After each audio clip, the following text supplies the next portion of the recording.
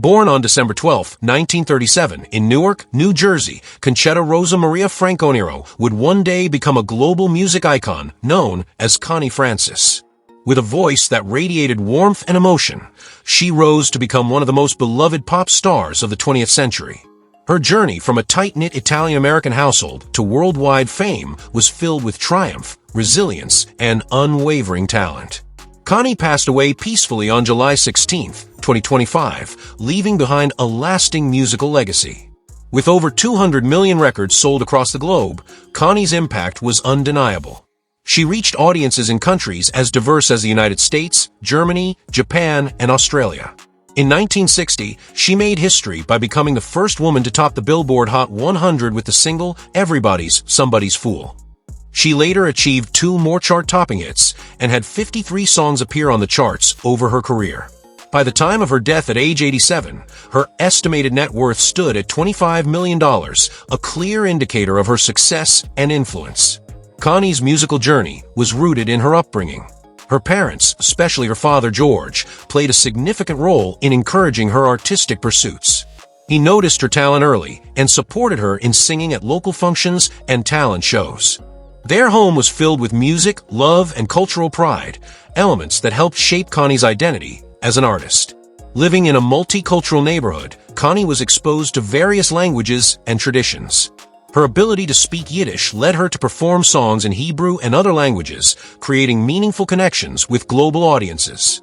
Her career gained momentum after appearing on Arthur Godfrey's Talent Scouts in 1950. Godfrey advised her to adopt the stage name Connie Francis and stop performing with her accordion, advice that would help refine her image and brand. Balancing school and music, she attended Newark Arts High and graduated as salutatorian from Belleville High School.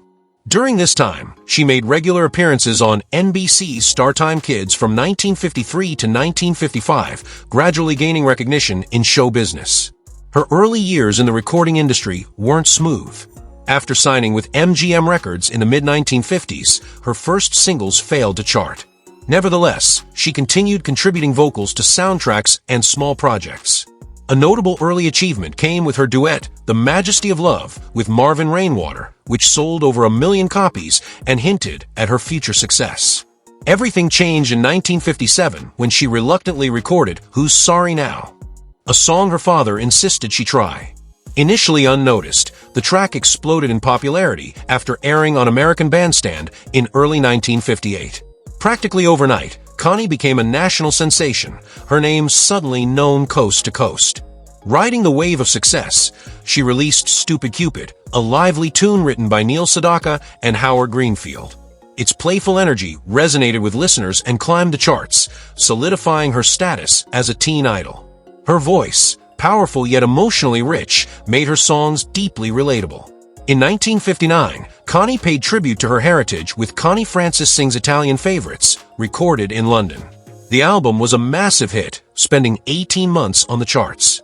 This success inspired her to release cultural albums in multiple languages, celebrating Jewish, German, and Irish traditions. She became a pioneer in multicultural music, appealing to audiences well beyond the English-speaking world.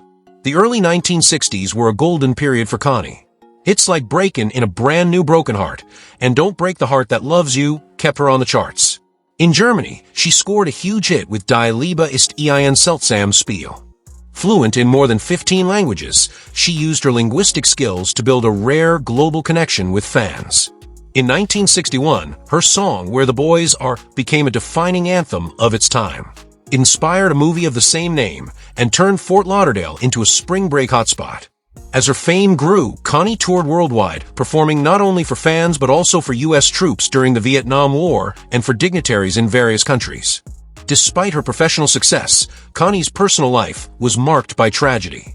In 1974, while on tour, she was the victim of a traumatic assault. The incident forced her to retreat from the public eye for years. Battling the emotional aftermath, she later made a courageous return to music, recording disco renditions of her classic songs and undergoing multiple surgeries to restore her voice. In 1981, another devastating blow came with the murder of her brother George. Despite these hardships, she pressed forward. In the early 1980s, she released I'm Me Again, symbolizing her return to form. Around this time, she also became a vocal advocate for mental health awareness, sharing her own struggles with misdiagnosis and depression. Her 1984 memoir, Who's Sorry Now?, became a bestseller, offering fans an intimate look at her life. Her later years brought renewed appreciation. She resumed touring in the late 1980s and 1990s, released new songs, and received accolades in Europe, including awards for her comeback hits like Jive, Connie. Fans, old and new, flocked to see her perform in places ranging from Las Vegas to Manila. A particularly poignant part of her story involved her romance with Bobby Darin. They met as songwriting partners early in her career, and their bond quickly deepened. However, her father disapproved and forcefully ended the relationship. Connie would later admit that not marrying Darin was her life's greatest regret. They only crossed paths a couple more times, but the connection remained a bittersweet memory. In matters of the heart, Connie had a turbulent path. Her first marriage to Dick Ken Ellis in 1964 ended quickly. Her second, to Izzy Marion in 1971, also didn't last. She found a measure of stability during her marriage to Joseph Garzilli, 1973 to 1977, during which she adopted her son, Joey. Her final marriage, to Bob Parkinson in 1985, ended within months. Later, she found joy with Tony Ferretti, her longtime companion, until his passing in 2022. Their duet of You Made Me Love You brought smiles to many and reminded fans of her enduring warmth. In June 2025, Connie experienced severe pelvic pain, leading to a diagnosis of a fracture. Although she initially stayed positive, her condition deteriorated, and she was hospitalized in Florida on July 2nd. Even from a hospital, she kept her fans updated on social media, showing the grace and strength that defined her. On July 16, 2025, the world lost a legend.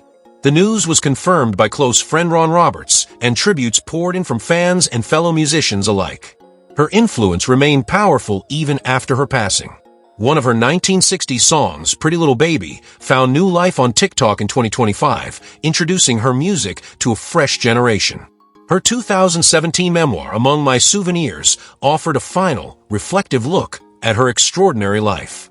Though she officially retired in 2018, her music continues to inspire and bring joy. Connie Francis was more than a pop star. She was a symbol of resilience, vulnerability, and artistic brilliance. Through decades of changing tastes and trends, she remained a steadfast voice of comfort, heartbreak, and hope. Though she is gone, her songs continue to echo, reminding the world of a woman whose spirit and voice will never fade.